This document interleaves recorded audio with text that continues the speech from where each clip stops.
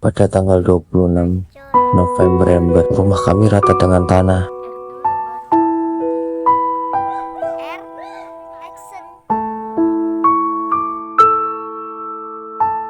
Alhamdulillah, awal Ramadan ini rumah kami siap dihuni.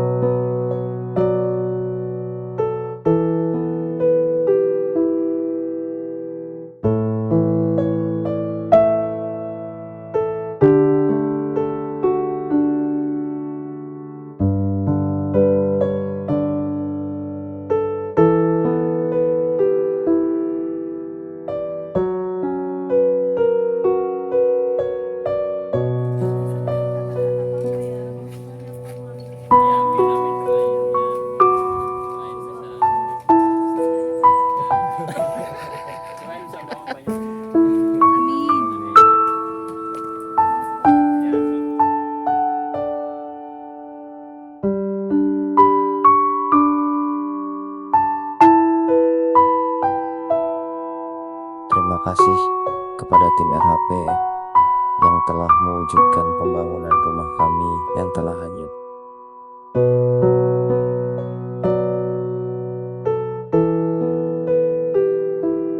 Karena banjir bandang di Aceh Tamiang,